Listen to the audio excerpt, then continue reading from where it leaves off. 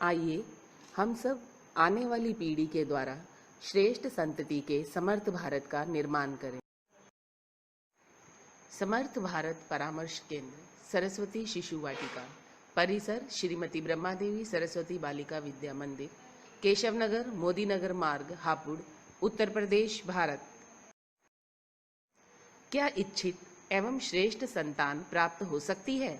हाँ, हम जैसी चाहते हैं वैसी श्रेष्ठ एवं समर्थ संतति प्राप्त कर सकते हैं।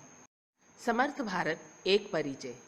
भगवान राम, माता कौशल्या द्वारा पुत्रेष्टि यज्ञ, अभिमन्यु, गर्भ में ही चक्रव्यूह भेदन का ज्ञान।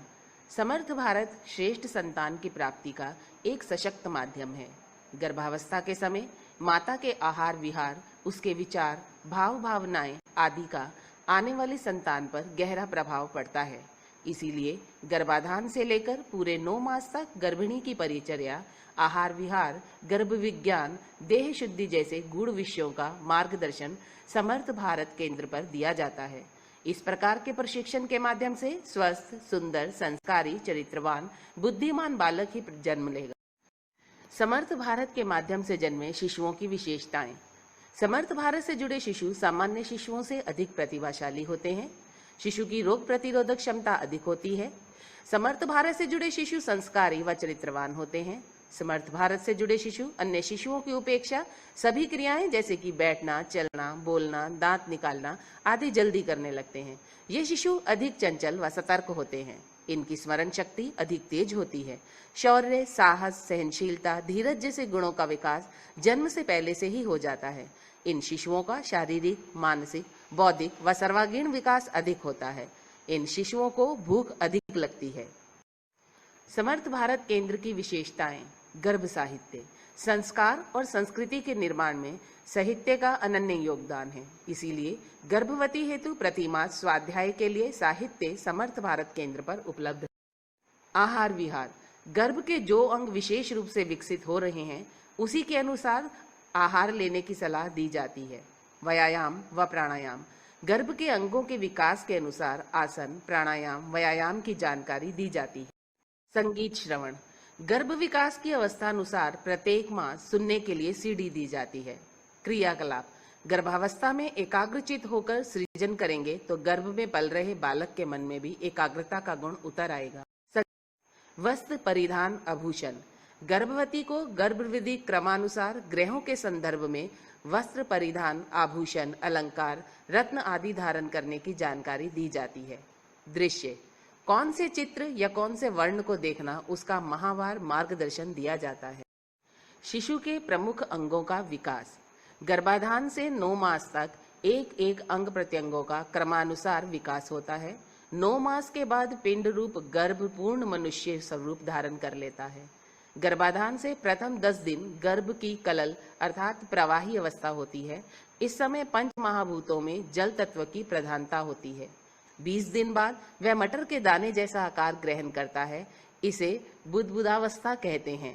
दूसरे माह में हृदय, फेफड़े, मेरुदंड, पसली, बिना उंगलियां, हाथ, पैर, श्वास नलिका, थायराइड जैसी ग्रंथियों का सूक्ष्म स्वरूप बनता है। गुप्तांग चिन्ह बनते हैं परंतु स्पष्ट दिखाई नहीं देते। इस अवस्था को भ्रूणावस्था कहते हैं।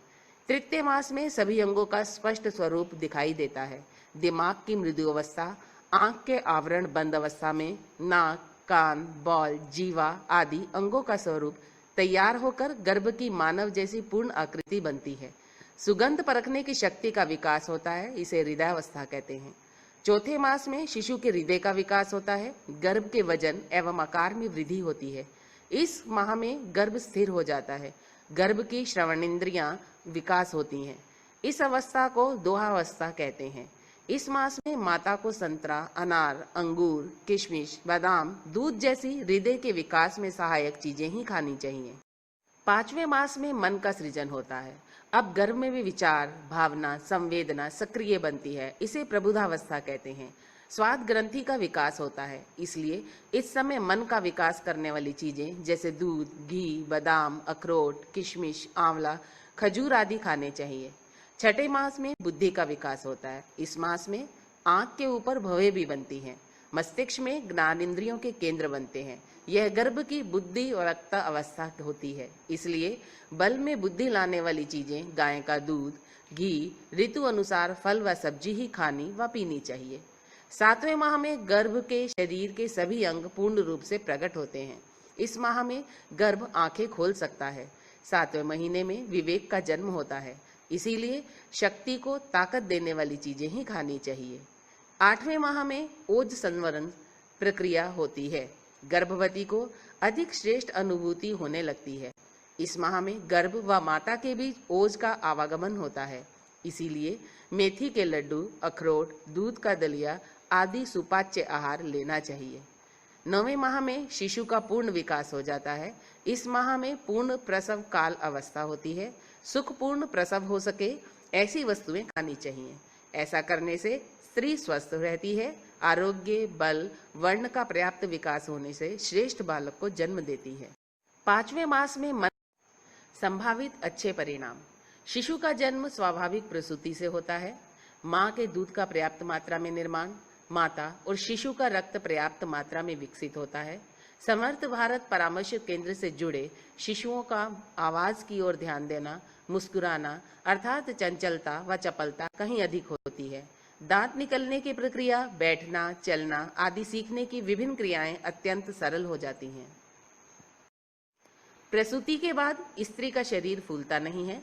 गर्भाशय से संबंधित कोई रोग नहीं होते हैं। शरीर सुंदर व सुडौल बना रहता है।